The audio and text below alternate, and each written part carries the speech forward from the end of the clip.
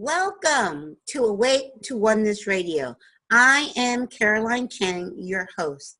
The mission of Awake to Oneness Radio is to inspire the world to awaken to the universal truth of oneness. Science is now teaching us that all life is energy, and that energy is interconnected and interdependent. That energy is all one. And what you do, so what that is literally saying is what you do to another person, you're doing to another aspect of yourself. Now, spirituality and ancient wisdom has been teaching the truth of oneness for eons. And science has just started catching up to that truth over the last 100 years or so. So we're not even talking new science. When we talk about quantum physics, it goes back almost 100 years. We're talking about the unified field theory and the quantum entanglement, which all states that we are all energy, and that energy is interconnected. So when mankind awakens to the universal truth of oneness, there will be peace on earth. Today's show topic is The Time Is Now with Lauren Granger. Lauren and I happened to meet a few years ago. We met about 2 years ago when we were both volunteering for Humanities Team, which is a wonderful nonprofit organization founded by Neale Donald Walsch. And the focus of Humanities Team is to awaken the world to oneness. So Awake to Oneness Radio and Humanities Team are in perfect alignment. So it was great to see you. I haven't seen you in a couple of years. How have you been? Right. Busy. I love the work I do. I love the work with the energy field, the spiritual world, the metaphysics of it. And when you mentioned science of it, I'm hoping science will come around, but normally because they can't measure the energy, they can't get there, they can't prove it, and they can't call it science. So that's why they say we're metaphysical and philosophy. Right. But actually, I'm not sure if you studied quantum physics, because it was actually science. It was actually quantum physics that woke me up to the truth of oneness. So I know that science, not all science, is in alignment with oneness, but there is quantum physics, and there's a lot of, I've had many scientists on the show. There's a lot of scientists like Greg Braden, even Dr. Bruce Lipton, and HeartMath, all of these scientists that are actually in full agreement with the oneness. So it is, but I know that not all of science is on board with that yet. Right. But we kind of jumped ahead. I know you from working with you years ago, but introduce yourself to our listeners and viewers. Let them get to know you are an author now of 3 books. And so share your journey of awakening and speak about the books that you've authored. All right. Well, as you said, my name is Lauren Granger. And let's see, it started a few years back, actually December 2014. All of this started with me through journaling. As a psychologist, I would teach my clients to journal, and I did the same for myself. Mm-hmm. And through journaling, I became very, very clear that people were talking to me. Okay. And people were guiding me and telling me what was going on and what would be happening. And they told me, they in the spirit world, they who I call the teachers and guides, told me that I would be writing a book as I toured South America the following few years. And that's exactly what happened. I toured South America, and I now have the 3 books that the teachers say are here for the world because the time is now for peace on earth. Yes. And the teachers want these words out to the people of the world because earth is in transition right now. Earth is changing. It's our time. We've finally come to, I don't know what that time is, but it's our time to transcend into peace. Yes. And it's all through energy. It is through energy. You were talking about energy, and everything they talk about is energy. As a matter of fact, they've coined a new phrase, which is HEF, high energy frequency. Yes. And when talking about God in energy, source energy, energy of the whole, they call it HEF. Okay. So that's high frequency energy, and that's positive energy where we're supposed to be living, where we want to be living. Exactly. Exactly. Yeah. This is true. I talk about energy a lot because I do believe everything is energy and frequency. And we want to experience, and the world, humanity as a whole, is shifting right now. This is the greatest time to be on Earth, and it is definitely the time that humanity as a whole is shifting one by one, because we're holographic, we're each that powerful. So as each of us one by one awakens, we are awakening the whole of humanity to the peace on Earth. And so we can actually have an experience peace on Earth in our lifetime. And I believe that's possible. That's one of the reasons I'm doing this show. I truly believe it's very possible in our lifetime. And I'm so grateful that you're doing this show and helping to get the word out, because, you know, it might be possible to do it in our lifetime. I think we can see the beginnings of it. Yes. I don't know. I don't think we'll get to see the whole picture, but our children and our grandchildren and our great-grandchildren are going to work miracles in this direction. And I am so happy for them that they're getting to do the work that they're here, that they came here to do. Because if you're born in this era, if you're born in this time, then our purpose is to produce energy of a positive type. Okay, so now I'm understanding a little bit more. So you have done 3 books, you've written 3 books, but these are channeled books in essence, is what you're saying. And you call your guides the teachers, correct? I do, yes. Okay. So now, how did all of this start for you? I mean, you kind of said back in December 2014 that you first started hearing the guides, your teachers. That one, I've heard them for a long time, and I don't know when it began. Okay. Maybe, you know, maybe it's always been here. Maybe, but there's a time of awareness. Yes. And in December, it was very clear, without a doubt, in my journal. I was planning on moving to South America to tour for a few years, and they said very clearly, Lauren, you will be writing a book while you're there. And there was no hesitation and no doubt. And it was astounding, the things that they said. Awesome. So awesome. So now you channel, it's more of is it a writing? Is it automatic writing? Or do you hear them audibly? How is that?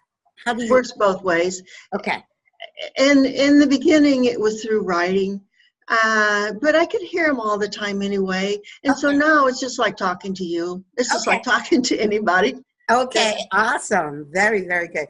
And the name of your books are, I know the second book is The Time Is Now. And I just love that because I truly believe the time is now. So that's why I'm focusing on that particular book. But share the titles of your books with us. Okay, and let me add also that with The Time Is Now, the subtitle could be For Peace on Earth. Yes. The Time Is Now for Peace on Earth.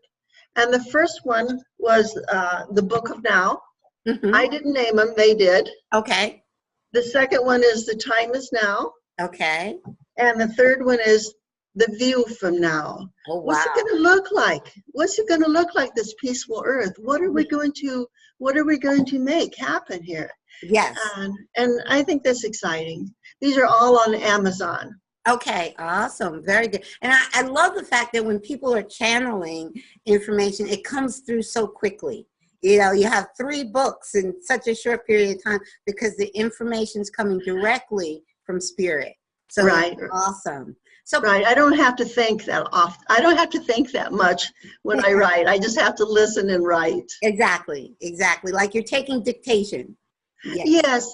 Except for sometimes it's more difficult because they aren't so good with words. And well, I think they're pretty good. Yes. But we have to work with it. So sometimes it's a feeling or a vision mixed in with the words. Mm-hmm. And so I will stop and pause and say, I think what you're trying to say is, and I'll add words to it. I'll put the words to it. And they'll say, of course, yes, or not exactly, or that's the best we could say. Okay, like that. That's very good. That's very good. So now, kind of give us a synopsis of each book. So let's start with the first one, which is the The View from Now. No, that's the last one. The first one. The Book of Now. The Book of Now. The Book of Now. Yes. Okay. They're all written the same way, just like the Bible is written in verses. Verses. Yes, that's right. These are similar. They're written in short little sections, paragraphs, things like that. The third book, the talks get longer in the third book, so that's the main difference, is that they start short, and by the third book they're longer talks, and they're random subjects. It's not in any particular order. When asked about it, they said life is not order. In the spirit world, they don't have order of such. In the physical world, we have linear order. Yes. It doesn't happen in their world. So they write their little sections on any subject. It could be politics or love, awareness, whatever their topic is of the day. And they repeat it all through the 3 books. And I asked them one time, why do you repeat all of this so much? And they said, how many ways can we say it until you understand? Until the world gets it and understand. How many ways can we say this? You're right. And I agree. I agree, because we all perceive and hear things uniquely differently. So you can repeat it 1,000, you can repeat that, yes, the time for peace is now, and you can repeat that 1,000 different ways, and one person might hear it one way and not the other way. So I understand exactly why they would do that, because it is important for that. So share. So what are some of the things that they're saying that we need to know to bring peace about right now? As I just mentioned, awareness. That's a popular theme for them, that we're not going to get anywhere until we wake up and have awareness of the direction and where we're going. And they talk a lot about love. They talk about judgments. And even in one of their political statements, they said it's not our purpose to judge. It's our purpose to have awareness. That's pretty much the way they say it. Yes, yes. And I agree so much. That's why the title of this show, Awake to Oneness, came to me directly from Spirit, because it is time for us to wake up. We are divine souls choosing to forget, to come into this life experience that we are creating, and we chose to forget who we really are, our connection to all that is, and our connection to each other. We chose. So it is time for us now to gradually each one by one, wake up to who we truly are. And I love what you said about there's not order there, because there is no linear time there. That's why the now is so, I love the now is all there is. And I've been actually this past weekend was watching a lot of science documentaries on now, and discovered a new terminology for the now. The now is all there is. I don't know if you've ever read the Power of Now by Eckhart. Right, I have. One of my favorite books. But there's the one moment of now, and I don't even like to use the word moment because that sounds linear, but it's the holographic, multidimensional now. That's a new terminology I just kind of coined from watching different science documentaries on the now, that now is all there is. And there's a lot of science, quantum physics science, that has proven time. Well, even Einstein said it. Oh, goodness, how many years ago? 80 years ago. Einstein said time is merely an illusion, albeit a very persistent one. So even back in his day, he knew that time is just something linear that we humans use from moment to moment. But all there truly is the now. And it is truly time for us to awaken to who we truly are, which is all one and connected. And that's where the unconditional love, unconditional forgiveness, and unconditional non-judgment of another comes in. Because when you judge another person, you're only judging yourself, because there's no separation from you and that other. Right, you're seeing through your eyes of judgment. Right. So the judgment comes right back to it came from. Exactly. Yeah. Exactly. Yeah. Very true. Very. And true. I liked what you said about it being an illusion. They say the same thing, and they do talk about facts and truths. And most of what we experience, most of what we live, are man-made facts and truths. They're not actually based in what they would call real facts and truths. Exactly. If that makes sense. Yes. Yeah. Yes. And I've come to understand that we're as divine aspects of God. All that is, we are each creating our illusion of reality. But also, there has been some deliberate effort on man's part to keep us asleep, to keep us from waking up. Absolutely. And now that is starting to change, because now we are waking up. So now we are seeing, wow, we're seeing all the deceptions of the past that were not factual, Right. And in this awakening, there's one thing I want to really make a point of. There's going to be rumbles and tumbles and discord, and probably some fear is going to come along with it. And people are going to be saying, what's happening around the world? What's going on in the world?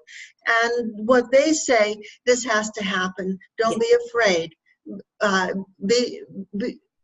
Be in the knowing that things have to break down before the new can rebuild. So don't be afraid of the rumbles and tumbles. That is that is so very true. I use the analogy of giving birth. I believe humanity is giving birth to a new, higher vibrational humanity. And so we're going through the birthing pains. Birthing pains are not easy, so yes, what is happening now is exactly what is supposed to happen for us to birth a new humanity. Yeah, and some people will be suffering greatly because they have more to lose than another person. And it's not going to be easy for everybody. No. Some people will accept it more readily than others. Yeah. Right. And in truth, because I believe it's multidimensional, meaning we are birthing a new earth, but in truth, some people might choose not to go with that new earth right now. They might choose to play in the lower frequencies for a little bit longer, and there's no judgment with that. Absolutely not. If someone chooses to stay asleep for a little bit longer, it's all good, because in truth, there is no time, and in truth, we all are going to wake up. That's right. That's right. Yes. And it doesn't have to be right now in this lifetime, but it's going to happen. Exactly. It's going to happen over the next 1,000 years. I don't know. That was just a number. It's hard to put a number on it. Yeah, I don't think, now, 1,000 years, I think 50 years, honestly. That's just from what I'm hearing from other channel material, because time is, even though time is an illusion, it's speeding up. Look at all the advancements from 1900 to 2000. I mean, it was like, if you look at the technology advancements from 1800 to 1900, very small. But when you look at 1900 to 2000, exponentially, things are speeding up. So it's not going to take 1,000 years. I say no, it's not. It's not. And our spiritual growth, our spiritual growth is going exponentially also. So, yes. I would say my just guesstimate is 50 to 100 years. I think if we're come around 100 years from now, this is going to be a whole We'll see. planet. Yeah, we'll see. Oh, the exciting news also about this, when that the teachers tell me, is that when Earth wakes up and when Earth learns to be nice, then other visitors from other planets can come here and we can all be neighbors. Exactly. And they jokingly said something about having a barbecue with an alien or something like that. Yeah. Oh, yes. Oh, definitely. When we learn to be nice and when we learn to put our guns and our judgments down. Yes, of course. I have heard the same thing. I listen to quite a bit of channel material, and lots of it I listen to from ETs. And they are saying that's what they're waiting for. They're observing us now. Yes. But they're not messing. They have a no interference policy. They're like, we're gonna wait till they wake up, and then we can come and play. You know, that's exactly their attitude. But we got to wait. They wake up first. We can't come and play now because there's two asleep. Yeah. Right, and they don't want to step into harm's way. Exactly. Yeah. Yes. So true. Yes. But okay, now you said you traveled to South America? Yeah. Yes, I love to travel. Okay. And I get itchy. If I stay in one place for a few months, I'm so itchy. I need to go again. I need to go somewhere. So coming up soon, well, my son's in Fiji. I think I'll go there next. Maybe. Okay. And I promised Italy that I would be back because my stay was a little short. So I need to go back. Spain has always been on the list. Okay. And I have extended family in Greece.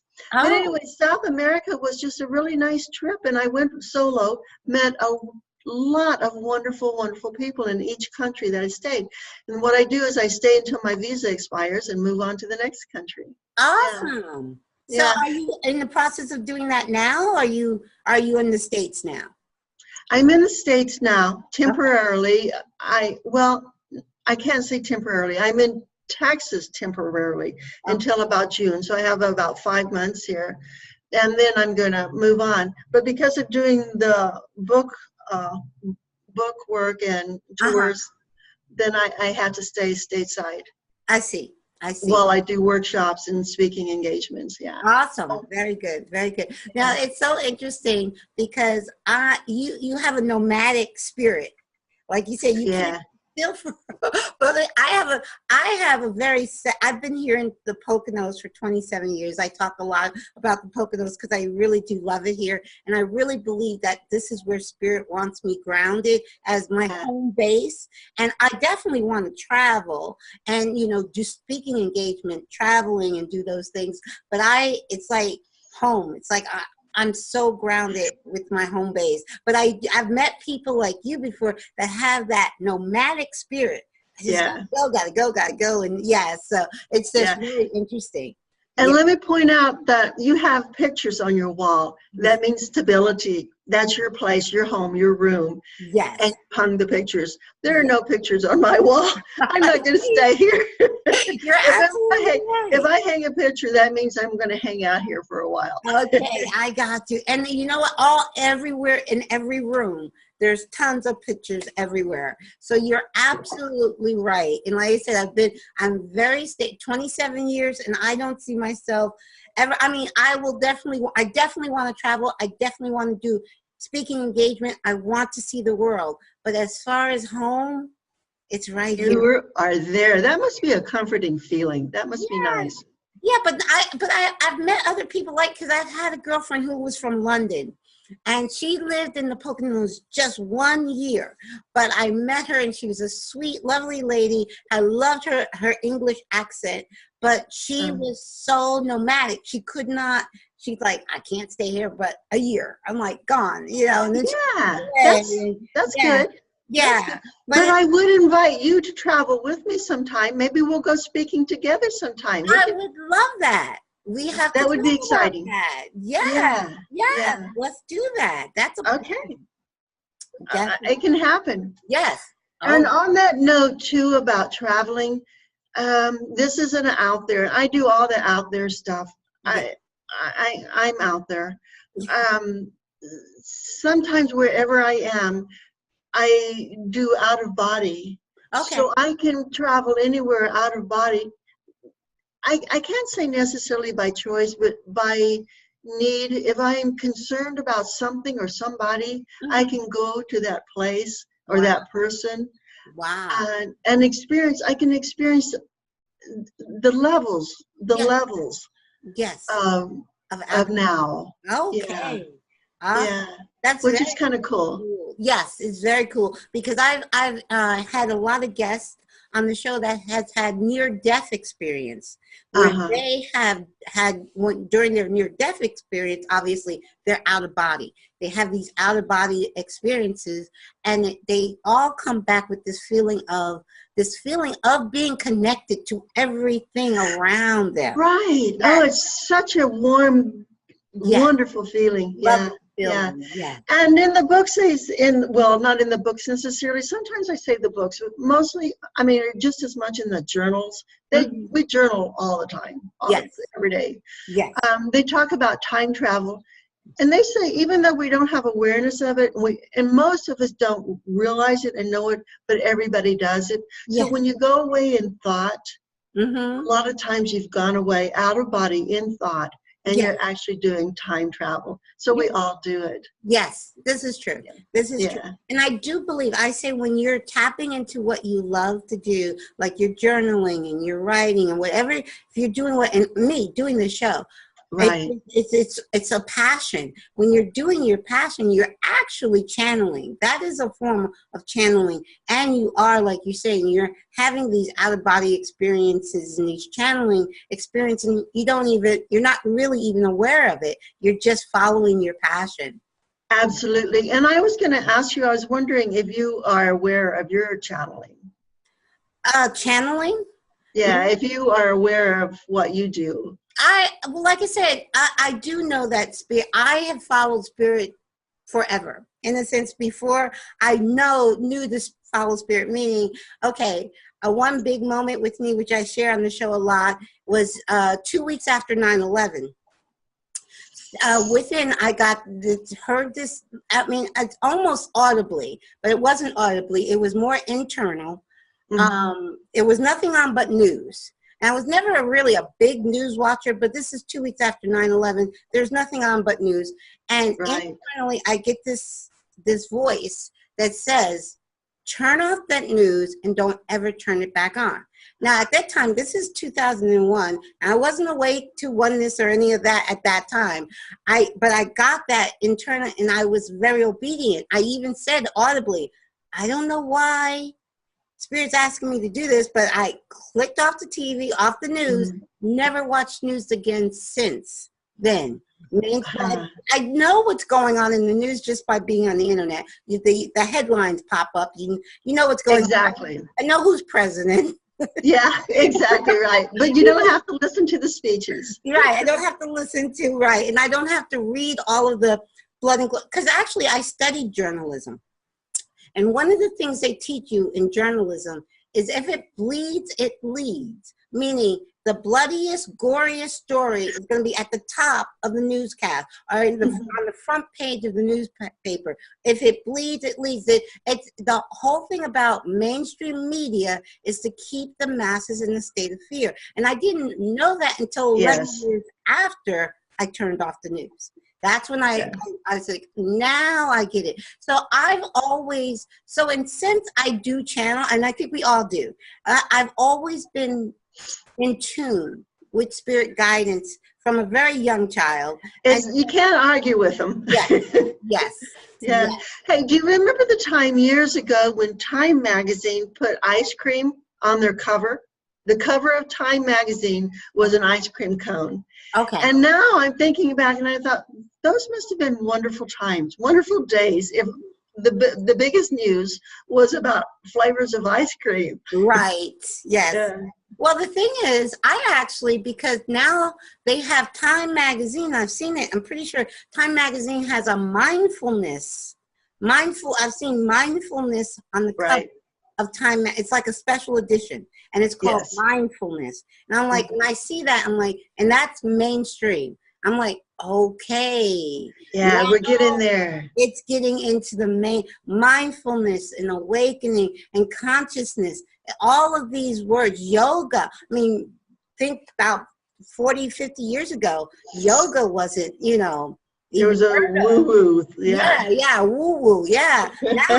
Now, all these things, so you can really see the change of humanity. They're really opening up to things like mindfulness, consciousness, being, even just taking deep breaths and yoga and all these things, they're really opening up to it. So there was much different than 50 years ago. It's a lot better time. Now, the time is now is a lot better time than it was 50 years ago. Yes. And even for safety. Yes. I could go off on long lists of how people are a lot more safe now. Yes. For instance, we have social services, whereas 50 years ago, I don't think 50 years ago they did. Right. I'm not exactly sure, but I do understand what you're saying. Yes. Yeah. Yes. So abuse in the family was hidden, whereas now it's not. Right. Well, a long time ago, it's like when the world was so masculine dominated, an abused wife would be afraid to speak up against her husband. You couldn't. Very different now. Yes. Yeah. Yes. Yeah, it's getting better. Yes. Oh, Yeah. Yes.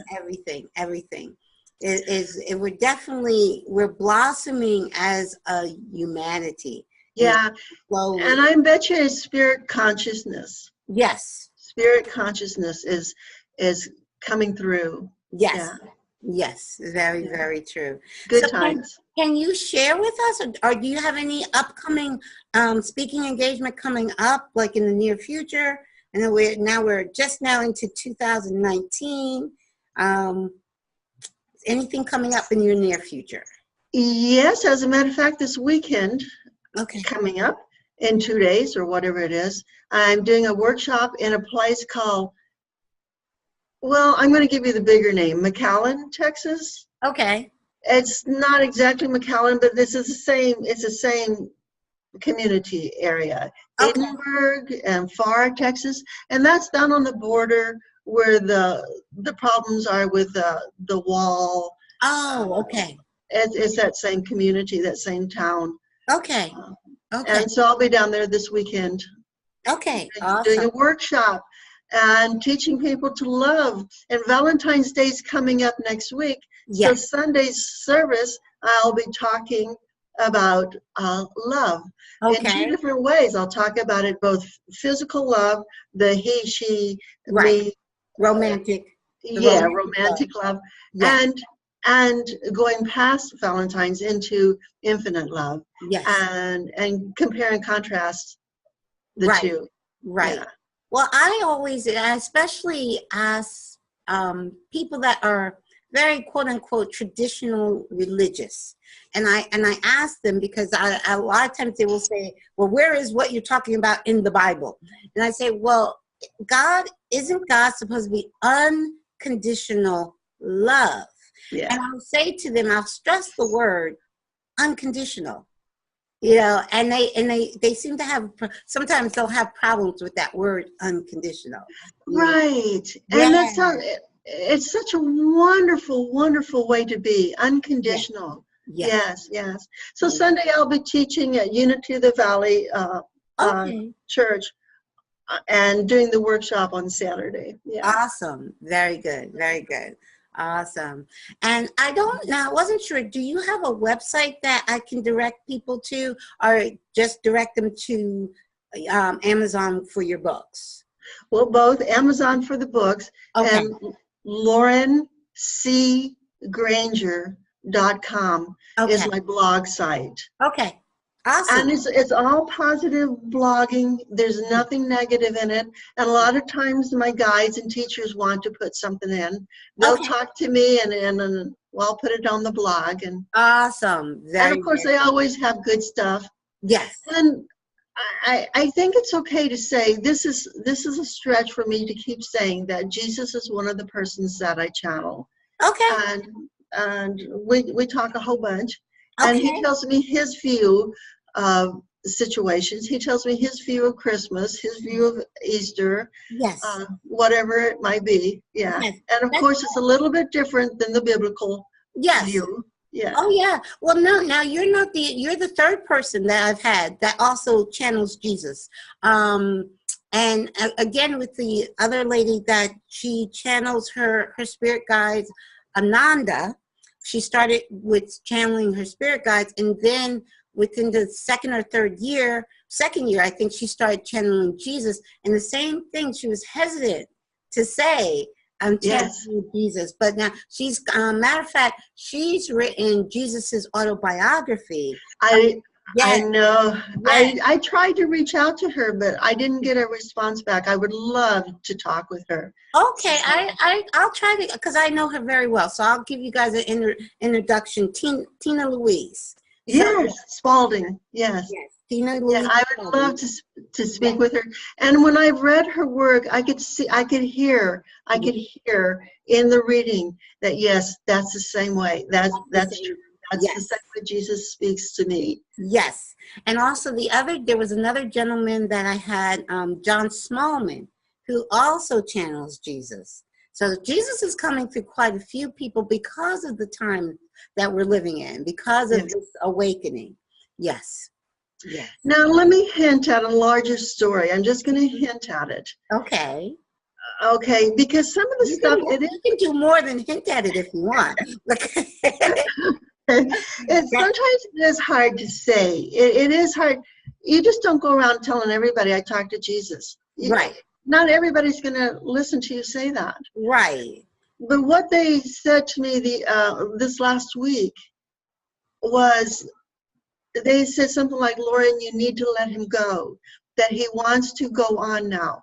And what I'm getting from the going on is he never left Earth in helping the people of Earth to heal. He contributed in writing the Bible through channeling. He contributed in writing A Course in Miracle, and he contributed in writing these books. So he's been in all three of them, and he continues to guide people of Earth. Yes. But what they were saying is that now he wants to ascend again.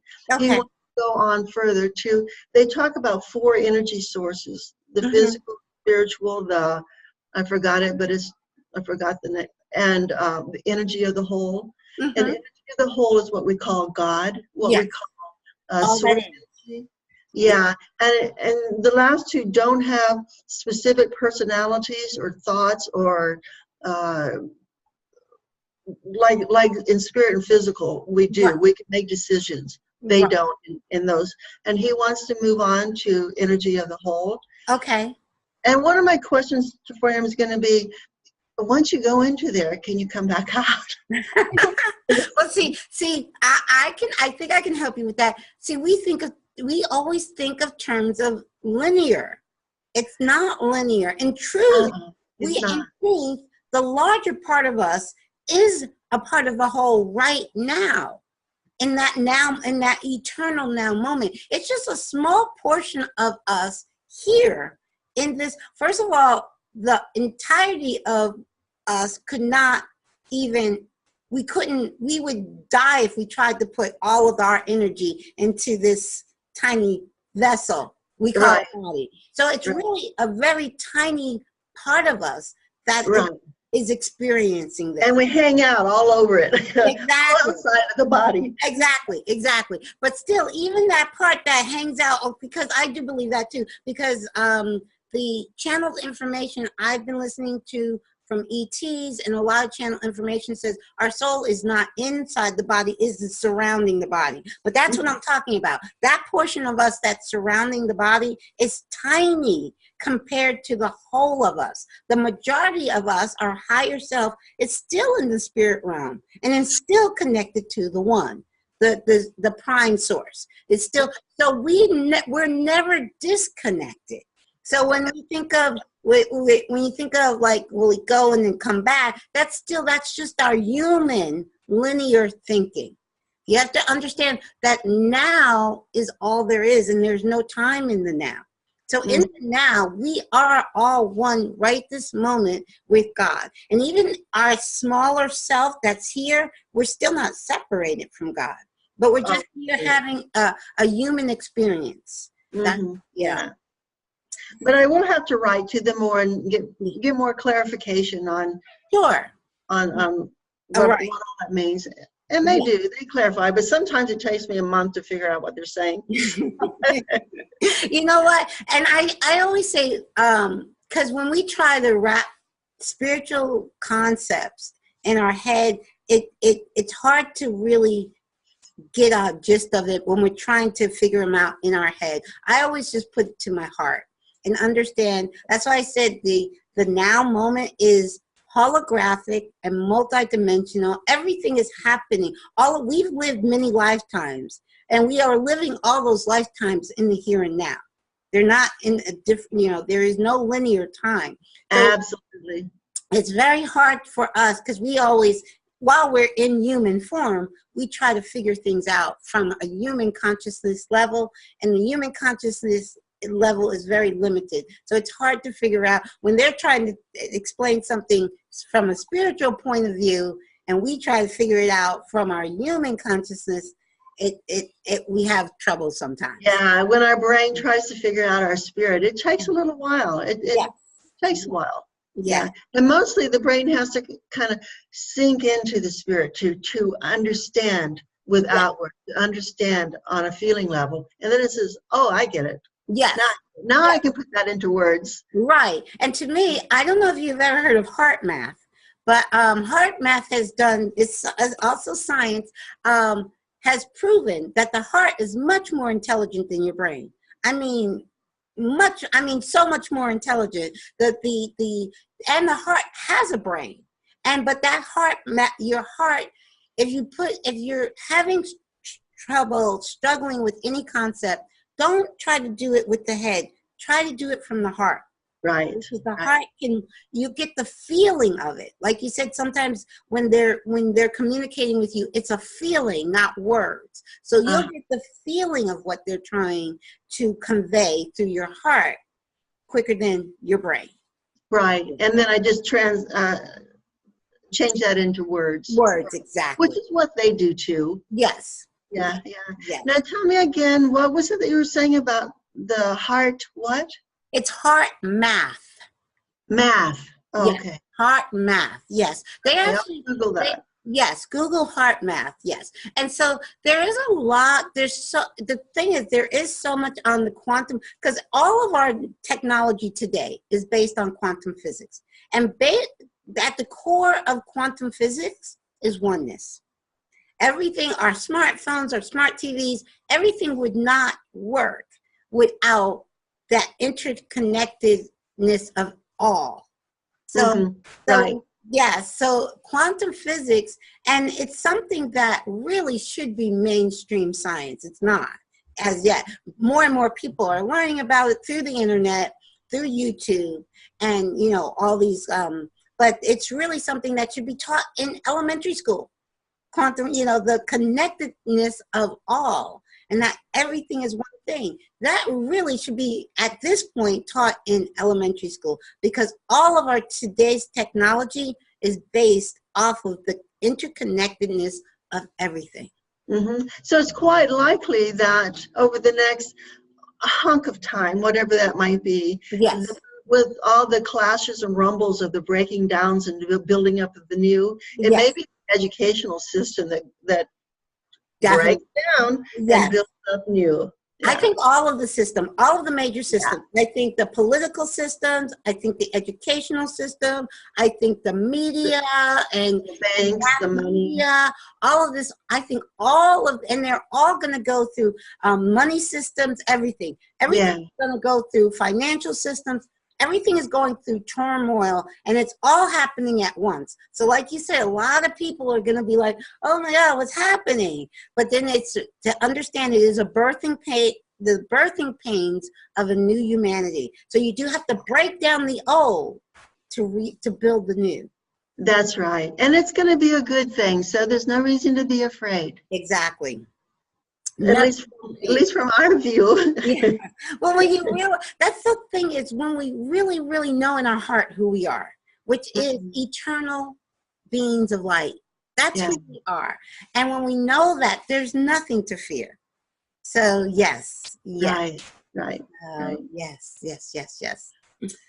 Oh, this has been great. Yeah, I actually myself am going to be talking at a few there's a local Unity. I don't have a date yet, but there's a local Unity church that I'll be speaking at coming up soon, and also a local Unitarian Universalist church. UU, they call it. Unitarian. Okay. It's very, very similar to Unity.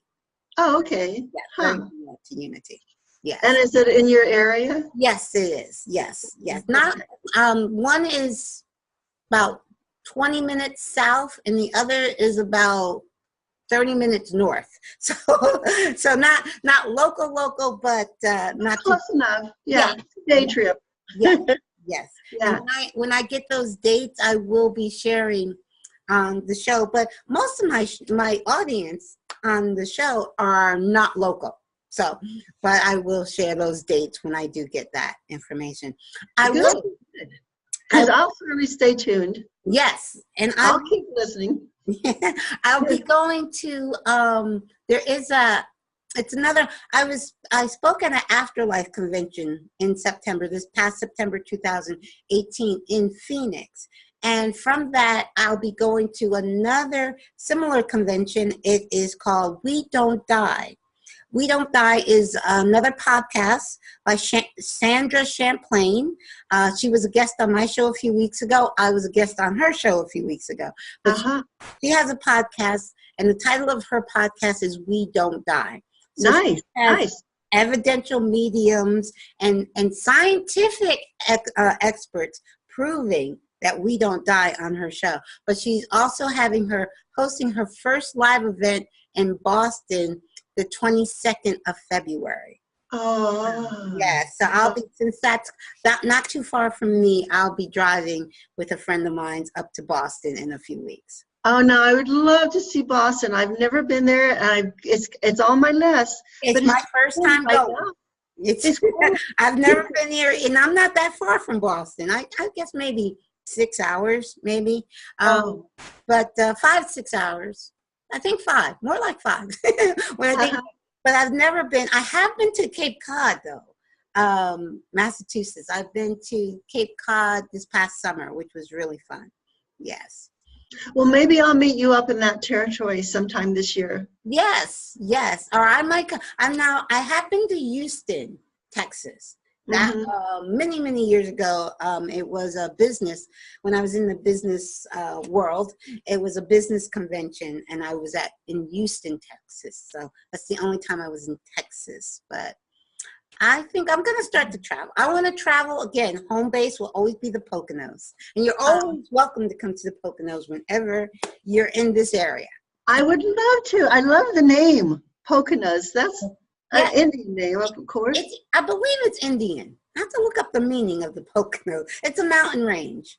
It's actually, yes, it's actually the Poconos and the Catskills are the same mountain range. They're divided by state and the Delaware River. So on one side of the Delaware River, you have the Catskills. On the other side, and you have New York in the Catskills. You cross the Delaware River, you're in the Poconos in Pennsylvania. So it's the same mountain range divided by the Delaware River. I just found that out recently. That's good to know. I get it. That's good to know. Yeah, I would love to tour that area, maybe in the summer, though. Yes. Oh, definitely.